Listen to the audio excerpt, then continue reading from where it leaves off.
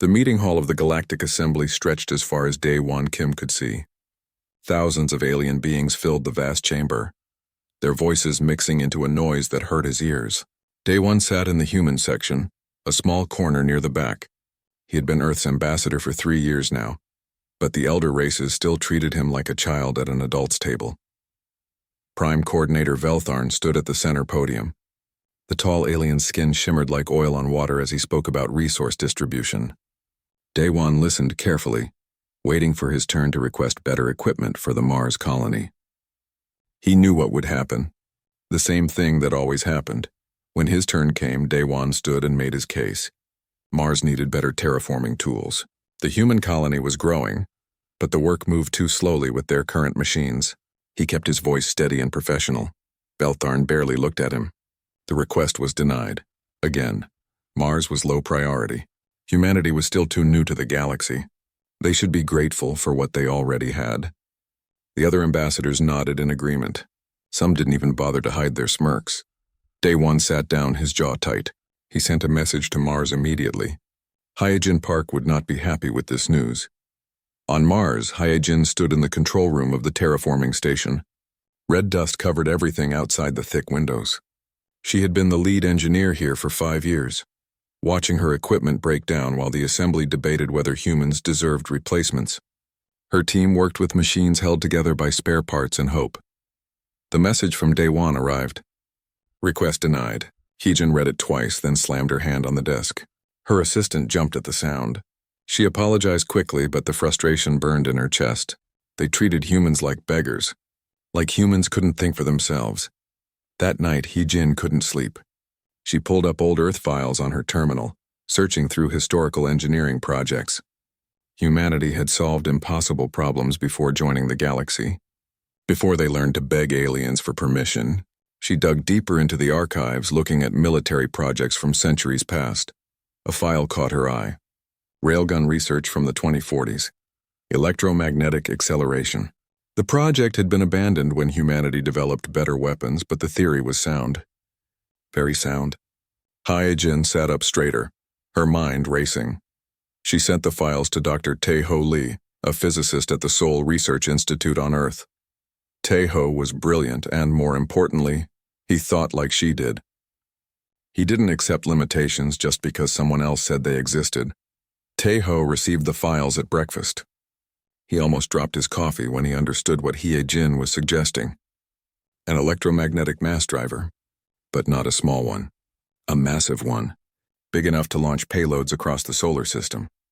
Or beyond. He ran the numbers 3 times. Each time the answer was the same. It was possible. Difficult, expensive, and crazy, but possible. With modern fusion reactors and magnetic field technology, humans could build something the galaxy had never seen. Not because it was advanced, because it was simple. The aliens used energy weapons, antimatter missiles, and technology that bent space itself. They had forgotten about simple kinetic energy. A big rock moving very fast. Tae-Ho smiled. Sometimes the old ways were the best ways. He called Hyojin immediately. They talked for 3 hours, ideas flowing like water. By the end, they had a rough design. By the next morning, Tae-Ho had pulled in 2 more physicists he trusted.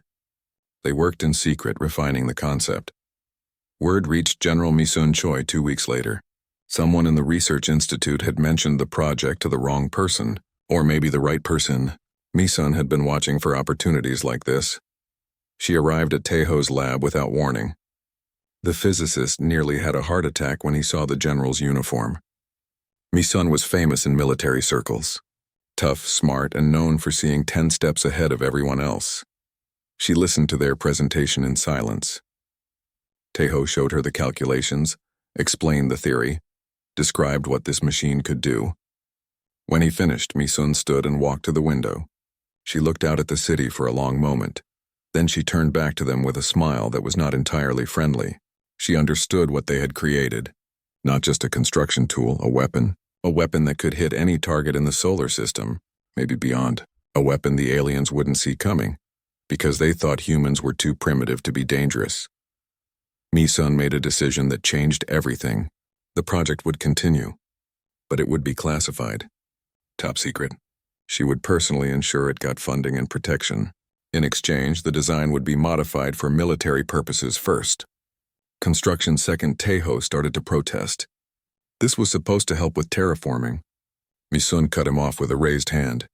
She explained the reality of their situation. Earth was weak in galactic politics because Earth had no teeth. The Assembly pushed humanity around because they could. That needed to change. She asked them a simple question. What happened to weak nations in Earth's history? Taeho knew the answer. Everyone knew the answer. Weak nations got conquered or controlled.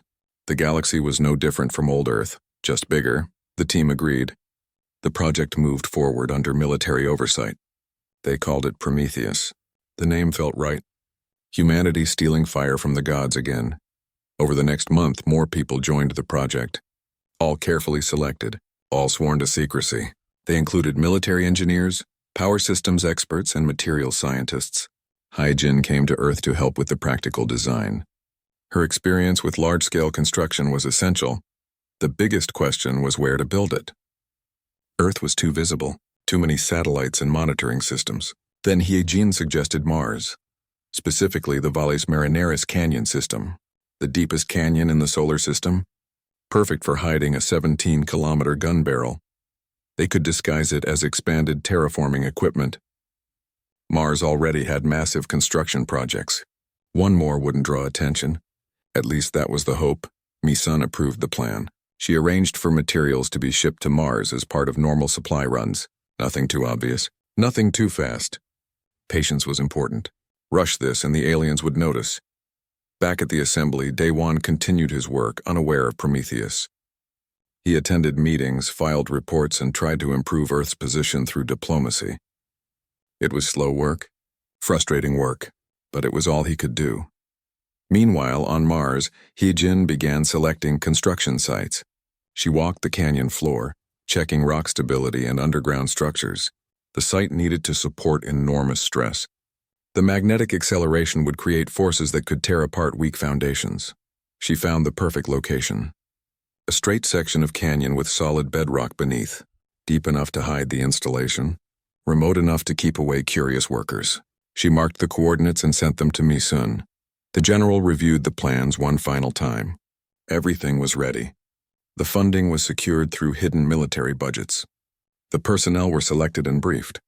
The materials were waiting on Mars. She took a deep breath and gave the order, begin construction. Humanity was about to change the balance of power in the galaxy. They just didn't know it yet. Neither did anyone else. The emergency session of the Galactic Assembly was the largest gathering in 50 years. Representatives from 300 civilizations packed the Great Hall.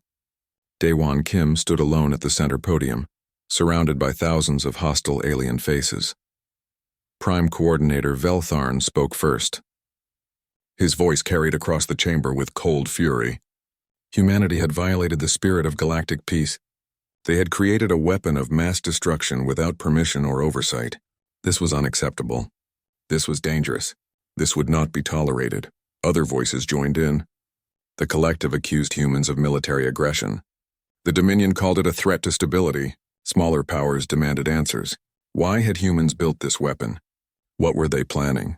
The questions came like attacks, one after another. Daewon waited until the chamber quieted. Then he spoke, his voice steady and clear. He had prepared for this moment with legal advisor Young Mi-an. Every word had been chosen carefully. Humanity had violated no laws. The galactic treaties restricted energy weapons, antimatter devices, biological weapons, and dimensional technology. There was no mention of kinetic weapons, no mention of mass drivers. The elder races had simply never imagined anyone would build something so primitive. The chamber erupted in angry shouts. Veltharn called for order, but the damage was done. Daewon had made his point.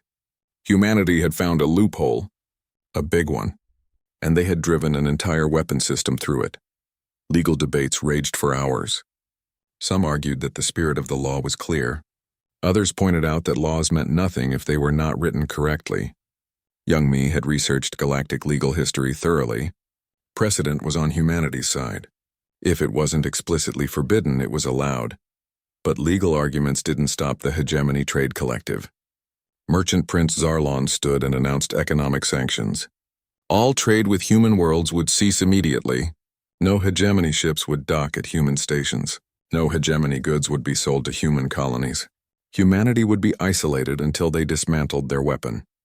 The collective controlled most galactic commerce. Their sanctions could devastate human colonies that relied on imported supplies. Zarlon expected quick surrender. He was wrong. Colonial Administrator Jae-hyun-oh had been preparing for this possibility.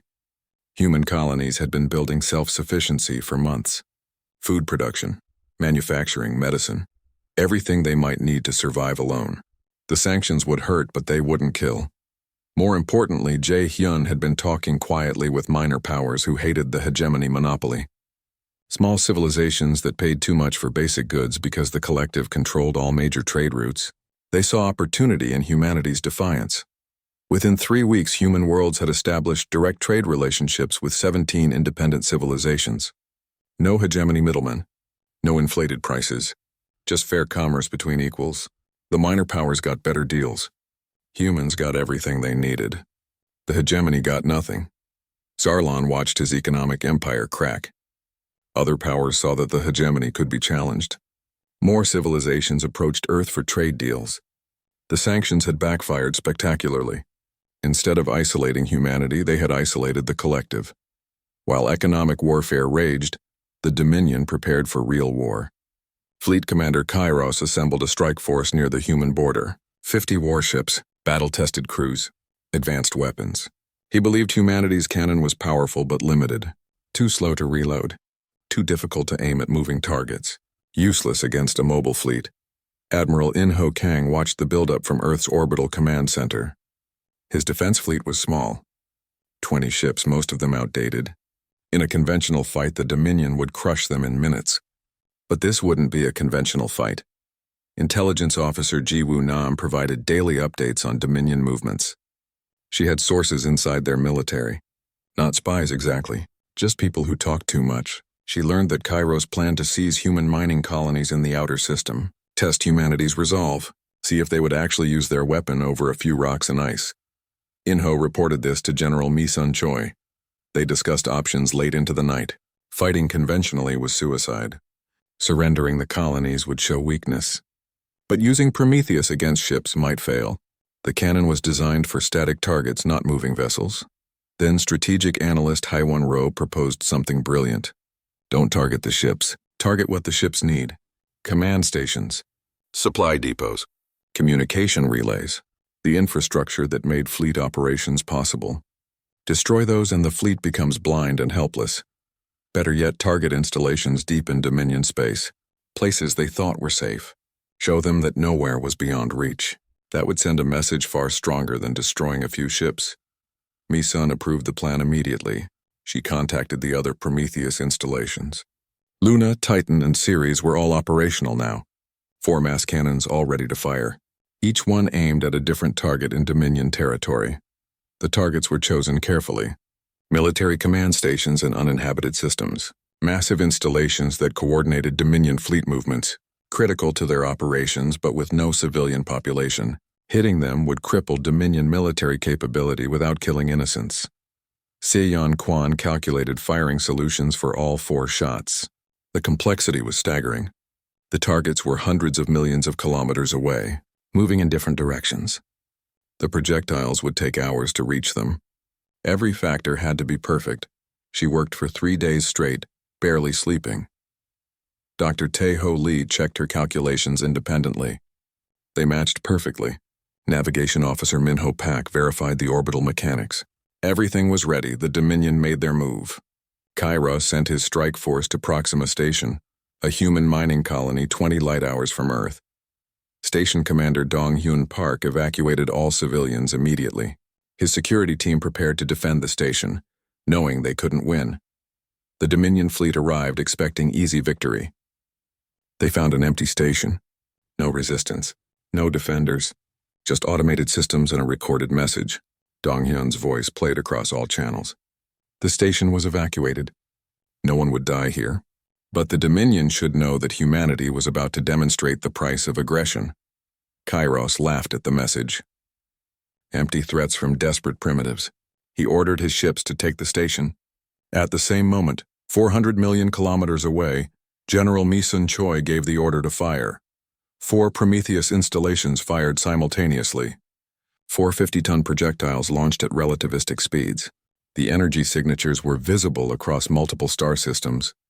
Everyone with sensors knew something major had just happened. The projectiles would take 2 hours to reach their targets. 2 hours of waiting while the galaxy held its breath. Kairos received word of the launches and felt his confidence waver. Humanity had fired. But at what? His own ships were fine. The projectiles weren't aimed at his fleet. But if not at them, then where? He sent urgent messages to Dominion High Command. No response. Communication channels were silent. Strange. 2 hours passed. Then reports started flooding in. 4 command stations in Dominion space had been destroyed, completely annihilated. The installations that coordinated all Dominion military operations, the nerve centers of their entire fleet network, gone. Kairos felt ice in his stomach. His fleet suddenly had no orders, no coordination, no logistics support. They were cut off, operating blind, and humanity had done this from hundreds of millions of kilometers away, with zero warning. The projectiles had been too fast to detect. He realized with horrible clarity that humanity could hit any static target in the galaxy, bases, stations, orbital platforms, anything that couldn't move. And they could do it from anywhere. With projectiles that gave no warning and couldn't be intercepted, Kairos ordered full retreat. His fleet abandoned Proxima Station and fled back to Dominion space. But even there, they weren't safe. Because now everyone knew. Humanity had changed the rules of warfare. In the Galactic Assembly, silence fell. Daewon Kim stood at the podium again. This time no one shouted. He delivered a simple message. Humanity wanted peace. Humanity wanted fair treatment. But humanity would defend itself with whatever means necessary. And humanity had many more cannons. The last part was a bluff. There were only 4 operational Prometheus installations, but the galaxy didn't know that. And the fear in alien eyes told Daewon the bluff was working. 3 months after the demonstration, Prime Coordinator Veltharn requested a private meeting with Ambassador Daewon Kim. No observers. No recording. Just 2 representatives trying to find a path forward. Daewon agreed, though he remained cautious. They met in a small chamber off the main assembly hall. Veltharn looked different, older somehow. The arrogance was gone, replaced by something closer to respect, or maybe just fear disguised as respect. Veltharn spoke first. The galaxy was changing. The old balance of power was broken. Humanity had proven they could not be ignored or controlled. The elder races needed to accept this new reality, but they needed something in return. Assurances, limitations, a framework that prevented galactic war. Daewon listened carefully. This was what Earth had hoped for. Recognition, equal status, but he couldn't appear too eager. Negotiation was about leverage, and humanity finally had some. Over the next 6 weeks, they drafted the Treaty of Seoul. Diplomat Yejin Ko joined the negotiations, bringing her expertise in galactic law. Every clause was debated, every word chosen with care. This treaty would define humanity's place in the galaxy for generations. Humanity gained full assembly membership with equal voting rights. The technology restrictions that had kept them suppressed were lifted. Human colonies would receive the same resource allocations as any other civilization. Earth would have representation on the Assembly Security Council. In return, humanity agreed to certain limits on Prometheus deployment. No more than 12 installations in human space. All locations registered with the Assembly. No targeting of civilian infrastructure without provocation. And humanity would share the basic theory of mass cannon technology with the Assembly. That last provision worried some humans. Why give away their advantage? But Yejin understood the strategy. Sharing theory wasn't the same as sharing engineering. Other civilizations could learn how mass cannons worked.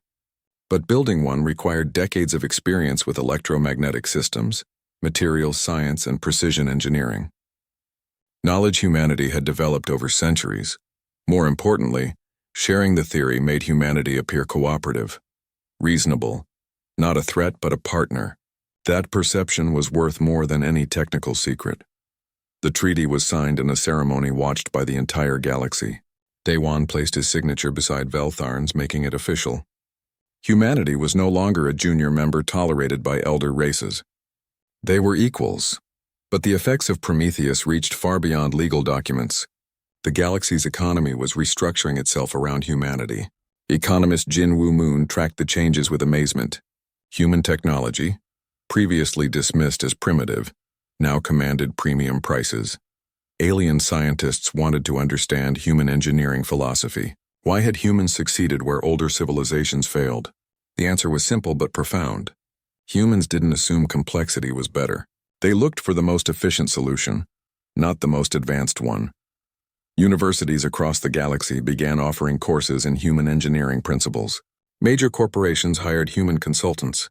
Earth became a center of innovation, not despite its relative youth but because of it. Fresh perspectives solved problems that had stumped elder races for millennia. The Hegemony Trade Collective collapsed within a year. Zarlon watched his empire crumble. Unable to compete with humanity's direct trade networks, minor civilizations that had suffered under hegemony monopolies joined Earth's economic sphere. Free trade replaced controlled commerce. Former hegemony worlds approached humanity for defense agreements. Small civilizations that had been bullied by larger powers wanted protection, not military occupation, just the knowledge that attacking them meant facing human retaliation. Admiral In Ho Kang found himself commanding not just Earth's defense fleet, but a coalition of allied vessels. Human tactics and strategies became standard training throughout the new alliance. The Dominion watched nervously from their borders, making no moves against anyone. 5 years after the first test, engineer Hee-Jin Park stood on Mars watching Prometheus launch construction materials to the outer colonies. The cannon was being used for its original purpose: peaceful development, moving massive payloads quickly and cheaply. The weapon had become a tool. She thought about the journey that brought them here. The frustration, the risk, the moment when everything could have gone wrong. They had bet everything on a crazy idea and won. Not just technically. They had changed the galaxy's entire power structure. A message arrived from Kyung Soo Yoon. He was managing construction of a new Prometheus installation on Europa. This one would be purely civilian, dedicated to scientific research missions, launching probes to distant stars. The galaxy was becoming smaller, more connected, because humanity had found a way to move objects between worlds in hours instead of months. Dr. Tae-Ho Lee continued his research, now with unlimited funding and collaboration from across the galaxy. He was working on next-generation systems, smaller cannons that could be built on ships, faster reload times, better targeting. The technology was still evolving, but his most important project was educational. Tae-Ho taught at the new Galactic Military Academy on Earth. Students came from hundreds of worlds to learn human strategic thinking. The core lesson was simple. Advanced technology wasn't everything. Sometimes the best solution was the simplest one, executed perfectly. General Mi-sun Choi had retired from military service. She spent her time giving lectures and writing. Her book on the Prometheus project became required reading in military schools across the galaxy, not because it taught weapon design, because it taught how to think differently, how to question assumptions, how to win without fighting. She often received visitors, young officers seeking advice, diplomats wanting to understand human psychology, scientists curious about the decision-making process. She welcomed them all, sharing the lessons learned through risk and innovation.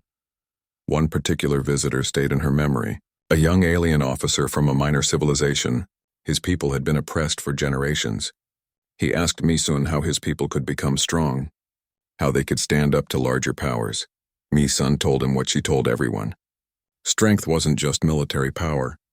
It was innovation. It was courage. It was the willingness to try what others thought impossible. His people didn't need to copy humanity's weapons. They needed to find their own unique advantages and leverage them. The young officer left inspired. 6 months later, his civilization announced a breakthrough in quantum communication. A different kind of revolution, but a revolution nonetheless. The galaxy was learning from humanity's example. Research director Soo-Jin Lim continued pushing boundaries. Her team was developing new technologies nobody had thought possible. Not weapons, tools for building, exploring, and connecting. Humanity's contribution to galactic civilization extended far beyond Prometheus. The Prometheus installations themselves stood ready but unused for combat. Weapons officer Hyun-Woo Seo and his teams maintained them perfectly. They conducted regular tests, kept the systems updated, made sure everyone knew the cannons could fire if needed, but they never fired again in anger. The deterrent worked. The galaxy had learned its lesson. Humanity could defend itself. Humanity would defend its allies, and the cost of aggression was simply too high. Peace through strength. Not the peace of surrender or submission, the peace of mutual respect. Other civilizations could work with humanity or against humanity. Most chose to work with them. The benefits were too great to ignore. Ambassador Daewon Kim reflected on the journey during a quiet moment in his Earth office. 5 years ago, he had sat in the assembly feeling small and powerless. Now he entered those same chambers and received respectful greetings from civilizations that had once ignored him. The change wasn't just political. It was fundamental. Humanity had proven something important. Youth and inexperience weren't weaknesses. Fresh thinking could solve ancient problems. The new could teach the old. He thought about future generations of humans. They would grow up in a galaxy where humanity was respected, where human colonies thrived, where human ideas shaped civilization. The children being born today would never know the humiliation their parents endured. That was worth everything they had risked. Worth every sleepless night, worth every moment of fear and doubt. They had changed the future. Not just for humanity, for everyone willing to think differently. Daewon looked up at the stars through his office window. Somewhere out there, Prometheus installations stood watch, silent guardians of a new age. They represented both humanity's power and humanity's restraint. The galaxy had learned to respect both. The story of Prometheus would be told for generations. How humanity took a simple idea, executed it perfectly, and changed everything. How they faced a galaxy of elder races and refused to bow. How they proved that innovation mattered more than age, and courage mattered more than size. The first human mass cannon had fired, and the galaxy would never be the same. Se-Yeon Kwan stared at the targeting computer and felt her hands shake.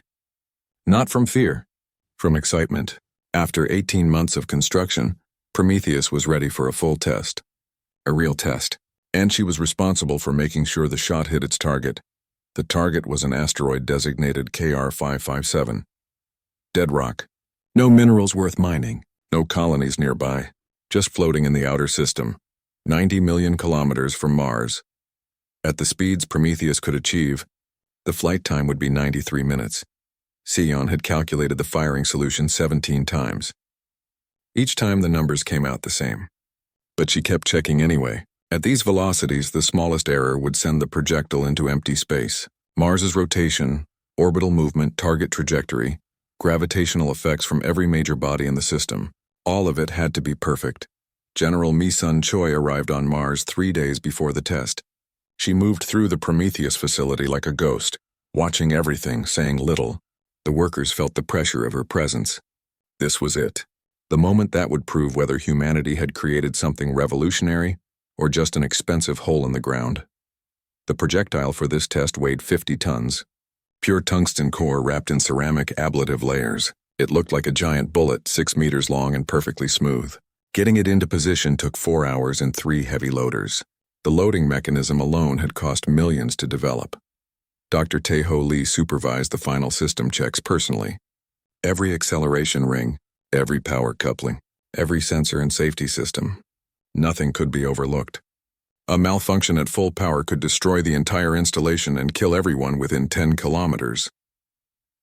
The night before the test, Hye-jin Park stood outside the facility and looked up at the stars. Somewhere up there, alien empires watched humanity with barely concealed contempt. Tomorrow that would change. Tomorrow they would learn that humans were not pets or primitives. They were equals, or better. She went inside to sleep but couldn't. Her mind kept running through scenarios. What if the test failed? What if it succeeded? Both outcomes terrified her in different ways. At 600 hours Mars Standard Time, the command crew assembled in the control room. 30 people, the best humanity had to offer. Engineers, physicists, military officers, and technicians. All of them had sacrificed months of their lives for this moment. Kyung-Soo Yoon ran through the countdown checklist. Structural integrity, green. Power systems, green. Magnetic field generators, green. Targeting solution locked. Safety protocols active. Everything was ready. Mi-sun stood beside Tae-ho at the main console. She placed her hand on his shoulder. He looked up at her, seeing both confidence and concern in her eyes. She nodded once. "Do it." Teho took a deep breath and began the final sequence. The fusion reactors increased output to maximum. The low hum became a roar that could be felt through the floor. Capacitor banks began charging. The process took 8 minutes. 8 minutes of rising tension as energy built to unimaginable levels. Warning lights turned from red to yellow to green. Power at 100%. All systems nominal. The moment had arrived. Teho activated the firing sequence. For 3.7 seconds, Prometheus became the most powerful machine humanity had ever built. Magnetic fields beyond comprehension gripped the 50-ton projectile and pulled it forward. The acceleration was brutal, instantaneous, incredible. The projectile traveled 17 kilometers in 3.7 seconds, reaching a final velocity of 2,700 kilometers per second, 0.9% the speed of light. The exit flash was visible from Earth, a brief star born in the Martian canyon. The shockwave rippled through the planet's crust. Seismographs recorded it as a magnitude 4.2 earthquake. Sensors across Mars detected the energy spike. Every orbital platform in the solar system registered the event. There was no hiding this. In the control room, chaos. Damage reports from the barrel. Minor stress fractures, but nothing critical. Power systems cycling back to standby. Heat levels rising, but within acceptable ranges. The projectile telemetry showed it intact and on course. Now came the wait. 93 minutes until impact. Sayan watched her tracking screens with absolute focus. The projectile was too small and too fast for normal sensors. She was tracking it by the distortion it created in the solar wind, a ghost moving through space at impossible speed. The wait was agony. People tried to relax. Some drank coffee. Others paced. Misun stood perfectly still, her eyes on the countdown timer.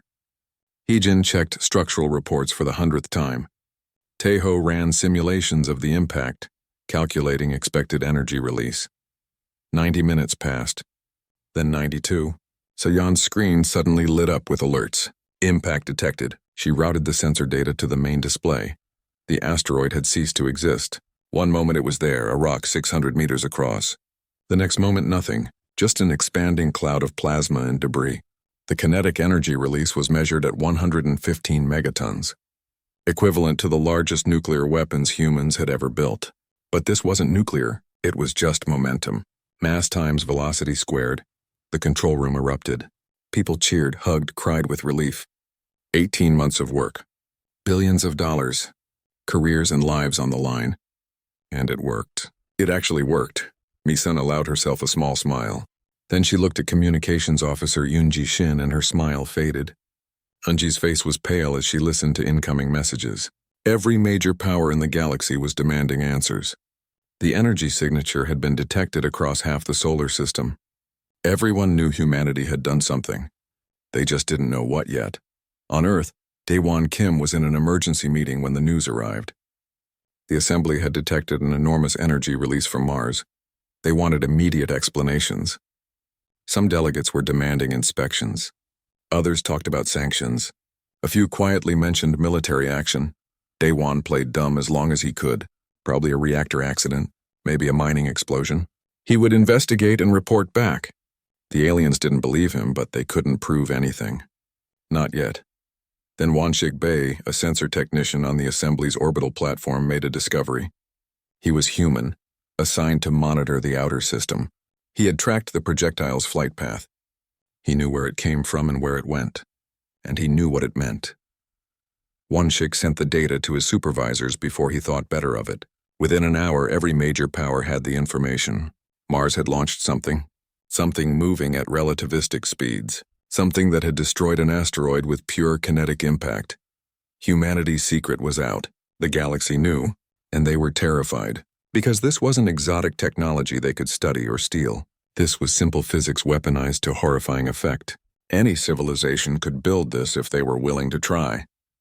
But only humans had been crazy enough to actually do it. On the hegemony homeworld, Merchant Prince Zarlon received the report and immediately ordered economic sanctions against humanity. On the Dominion flagship, Fleet Commander Kairos saw opportunity and began planning military exercises near human space. In the Galactic Assembly, Prime Coordinator Veltharn called an emergency session. Humanity would answer for this provocation. They would be brought under control. They were primitives with a dangerous toy. This could not stand. Back on Mars, Mi-sun read the incoming reports with grim satisfaction. The test had succeeded beyond expectations. Not just technically, psychologically. The galaxy was scared, good. Fear bred respect. And respect was what humanity needed. She sent a coded message to Earth. Execute Phase 2. 3 more Prometheus installations would come online within the month. Luna, Titan, and Ceres. Each already under construction in secret. Each aimed at pre-calculated targets throughout known space. The galaxy thought humanity had one cannon. They were wrong. And that mistake would reshape the balance of power forever. Kyung Soo-yoon stood at the edge of Valles Marineris and stared into the massive canyon. He had built bridges, stations, and entire city blocks across Earth and Mars. But this project was different. This project was secret, and massive, and possibly insane. He was the project manager for Prometheus. That meant coordinating 3,000 workers, millions of tons of equipment, and keeping everything hidden from the galaxy. No pressure at all. The workers arrived in small groups over 6 months. Each group thought they were building different parts of a new terraforming accelerator. Only the senior staff knew the truth. Kyung-soo had handpicked every one of them. People who could keep secrets. People who understood what was at stake. They began with excavation. The barrel needed to be 17 kilometers long and 12 meters wide. Perfectly straight. The margin for error was measured in millimeters. Even a small curve would destroy the projectile during acceleration. Hyejin supervised the digging personally. She checked every measurement twice. The boring machines worked day and night, eating through rock at incredible speed. The noise echoed through the canyon like thunder. When inspectors asked questions, Hyejin showed them fake plans for a mineral extraction tunnel. They believed her. Why wouldn't they? After 4 months, the barrel was complete. Now came the hard part. Installing the acceleration rings. Each ring was a massive electromagnet that would grip the projectile and pull it forward. There were 170 rings spaced exactly 100 meters apart. Dr. Tae-ho Lee arrived on Mars to oversee the installation. Each ring had to be aligned perfectly. Each one had to be calibrated to fire in exact sequence. The timing window was measured in microseconds. Get it wrong, and the projectile would hit the barrel wall at 3,000 kilometers per second. The explosion would destroy everything. Tae-ho didn't sleep much. He spent 18 hours a day checking connections, running tests, adjusting power levels. His team worked just as hard. They all knew what would happen if they failed. This wasn't a university experiment. This was real. The power requirements were staggering. 3 fusion reactors, each one powerful enough to run a small city. All 3 would need to run at maximum output just to charge the capacitor banks for a single shot. The capacitors themselves filled an entire underground complex. They stored enough energy to power Mars for a week. After 10 months of construction, they were ready for the first test. A small test. Just 10% power. The projectile was a titanium rod weighing 100 kilograms. If everything worked, it would exit the barrel at 1,000 kilometers per second. Everyone gathered in the control room. Kyung-soo checked the final safety protocols. Hyejin monitored the structural systems. Tae-ho watched the power readings. General Mi-sun had flown in from Earth to observe. She stood in the back of the room, silent and intense. Tae-ho counted down. 5, 4, 3, 2, 1, fire. The fusion reactors surged. Lights dimmed across the entire colony. The capacitors discharged with a sound like rolling thunder. The magnetic fields activated in perfect sequence, invisible but incredibly powerful. For 1.8 seconds, everything was perfect. Then the titanium rod turned into plasma. The friction of acceleration burned it away before it could exit the barrel. The superheated gas exploded outward, damaging the first 30 acceleration rings. The control room fell silent. Months of work. Millions of dollars. Destroyed in less than 2 seconds. Kyung-soo put his head in his hands. Hyejin stared at the damage readings in disbelief. Some of the younger engineers looked close to tears. Mi-sun walked to the front of the room. Everyone expected her to be angry. Instead, she smiled. They had learned something important. The concept worked. The acceleration was perfect. They just needed better materials. Failure was part of progress. Dr. Boram Song, a material specialist from Seoul, took over the projectile design. She had spent 20 years developing heat-resistant alloys for fusion reactors. If anyone could solve this problem, she could. Boram worked for 6 months. She tried every known alloy, every combination of metals. Everything failed. The forces were simply too extreme. Existing materials couldn't handle it. She needed something new. The answer came from an unexpected place. Ablative shielding, the same technology used to protect spacecraft during atmospheric entry. What if the projectile was designed to burn away? Each layer would vaporize, carrying heat away from the core. The core would stay solid and reach the target. Boram designed a new projectile. The outer layers were ceramic composites that would ablate at specific rates. The core was tungsten, incredibly dense and heat-resistant. The whole thing looked like an elongated bullet with a white ceramic coating. They tested it at 20% power. The projectile survived. They tested at 50%. It survived. At 75%, it exited the barrel intact and hit the test target 50 kilometers away.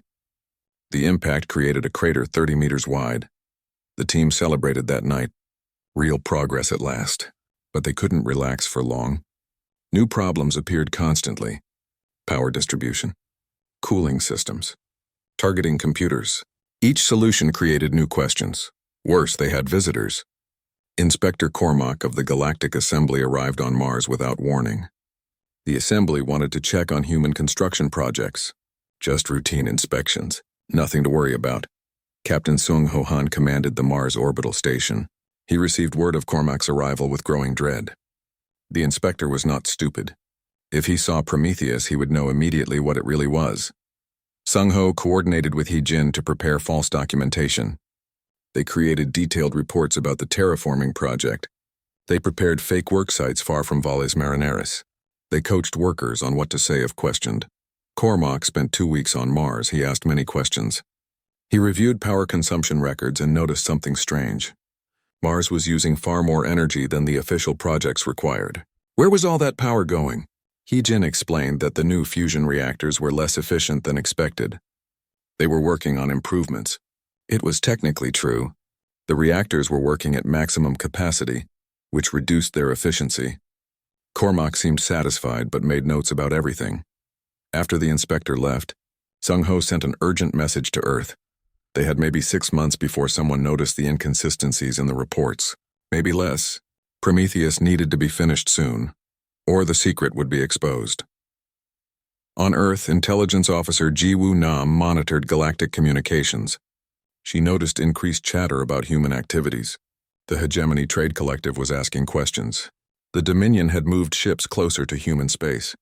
Not openly hostile. Just watching. Waiting, Ji-Woo reported to Mi-sun. Multiple alien powers were getting suspicious. Whatever humans were doing on Mars, it was drawing attention. Mi-sun reviewed the reports carefully. The situation was getting dangerous. She contacted Kyung-soo directly. How much longer until Prometheus was operational? Kyung-soo reviewed the construction schedule. 8 more months at current pace. Could he go faster? Maybe. But rushing increased the risk of catastrophic failure. Mi-sun made the decision. 6 months, no more. They would work around the clock. Bring in more trusted personnel. Take calculated risks. Because 6 months from now, ready or not, they might need to use Prometheus. The pace of construction increased dramatically. Workers rotated in 12-hour shifts. Equipment ran constantly. Mistakes happened. Small accidents. Nothing catastrophic, but enough to slow progress. Taeho barely left the control center. He fine-tuned the firing sequence over and over. Each test brought them closer to perfection. Each test also risked detection. The energy signatures from the tests could be seen from orbit if someone knew where to look. 5 months into the accelerated schedule, Prometheus was 90% complete. Just final calibrations remaining. Then they could test it at full power. Then they would know if all this work, all this risk had been worth it. In the Galactic Assembly, Daewon Kim faced increasingly hostile questions. What was humanity building on Mars? Why were they using so much power? Why were they being so secretive? He answered carefully, sticking to the official story. But he could see the suspicion in alien eyes. The walls were closing in. Soon, very soon, humanity would have to show their hand. Me son just hoped they would be ready when that moment came.